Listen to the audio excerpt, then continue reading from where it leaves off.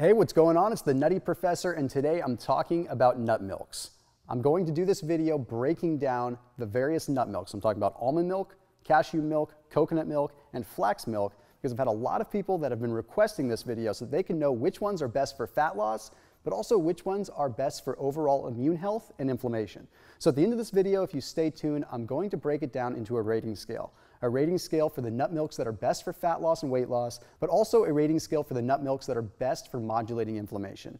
So let's dive in and start with almond milk, simply because almond milk is one that most people have tried, and I think just about everyone has at least heard of.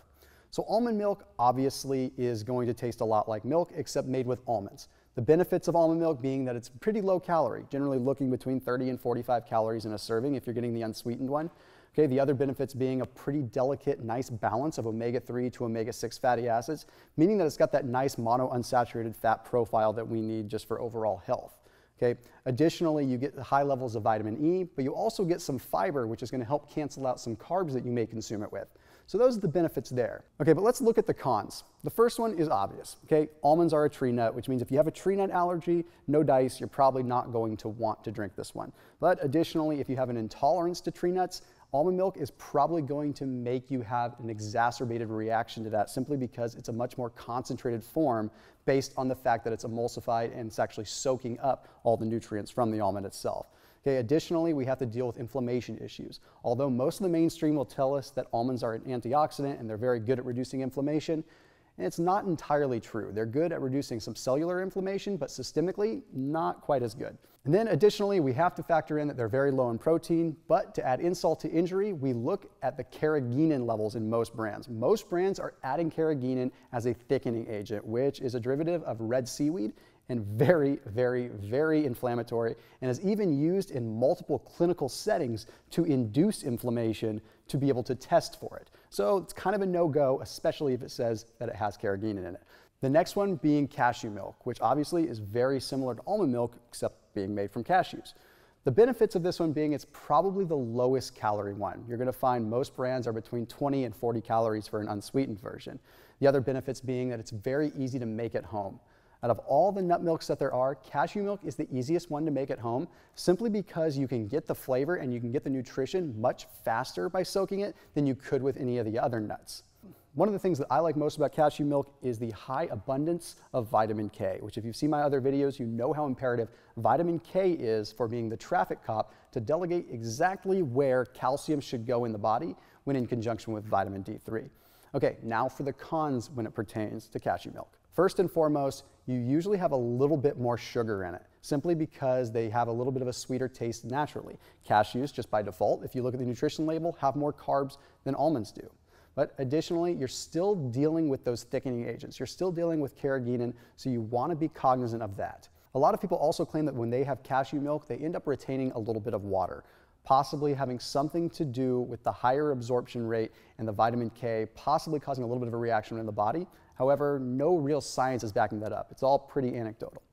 Okay, the next one is coconut milk. Coconut milk is one of my personal favorites, and I'll tell you why. The benefits of coconut milk are that it is neutral. Unless you have a specific coconut allergy, even people that have tree nut allergies can usually do okay with coconut milk. Although I'm not an immunologist, I'm not a doctor, so don't take my word for that. Don't come back at me if you do have a nut allergy and you try coconut milk and you go into anaphylaxis. But that being said, coconut milk is one of the best, being that it's neutral. It is a little bit higher in fat though. However, it's omega-3 fats, and we're talking about lauric acid, okay? Lauric acid converts in the body to something called monolaurin. And monolaurin is proven in many studies to have very strong antibacterial and antimicrobial properties, which can be of benefit to us in many, many ways.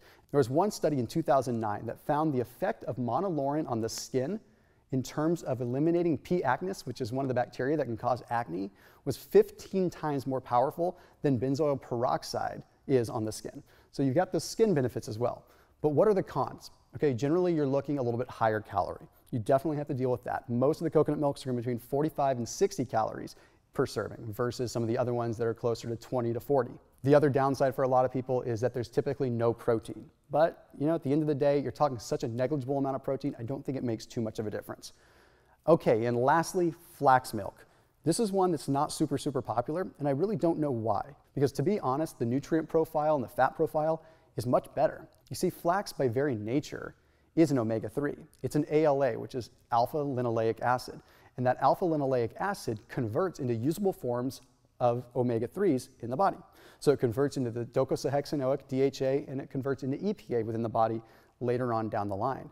So it's a nice little precursor to the healthy fats. Then, of course, you've got a nice mineral profile. It's much higher in magnesium, it's much higher in potassium, and you're going to get a little bit more absorbability out of it that way. One of the things that people like the most about flax milk is it's probably the most similar to actual milk in terms of taste and consistency. So if you're really trying to wean yourself off of dairy, flax milk might be the best route to go there. Now, what are the cons to flax milk? Honestly, not a whole lot. Okay, number one, there's no protein. But again, we covered that previously. Who really cares when you're talking about 1 or 2 grams to begin with? But additionally, if you have a seed sensitivity or a nut allergy, you might have a crossover sensitivity with a seed. So you want to pay attention to that. Just kind of monitor the water retention that you get when you consume flax milk and just monitor how you feel when you introduce it. Okay, so you've stuck with me for this long. Let me break down the scale and tell you what my faves are. When it comes to fat loss, the winner is cashew milk, simply because it's low calorie. Honestly, nothing else other than that. Calories in versus calories out at the end of the day. Okay, the next one is coconut milk, simply because coconut milk is anti-inflammatory, very neutral, so you can control that inflammation a bit better, which means you can control the absorption of nutrients a little bit better.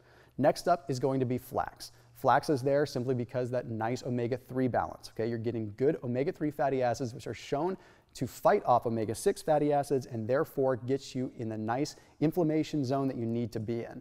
Okay, then lastly is going to be that almond milk. And I know it's crazy, right? Okay, but almond milk is still good for fat loss.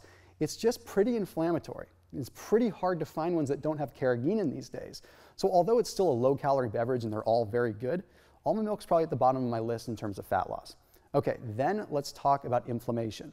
First on that list is going to be coconut milk for the reasons that I described earlier. Very neutral, so it helps you with that respect. Nothing that's really going to spike any inflammation there.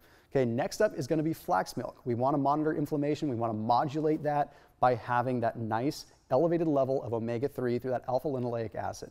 Okay, then next up on the list there is going to be almond milk. Okay, almond milk is still okay from an anti-inflammatory standpoint, but you just want to keep a close eye out if you have a sensitivity. And finally, last on the inflammation list is going to be cashew milk. A lot of people have sensitivities to cashews that don't have sensitivities to almonds. So make sure that you're watching the scale, watching that inflammation, and watching how you feel. All right, I know I threw a lot of information at you and talked really fast and threw all this at you in a big ball of fury, but now you have a lesson from the Nutty Professor and you know which nut milks to get your hands on without that red seaweed carrageenan that's gonna make you go crazy. All right, I'll see you soon.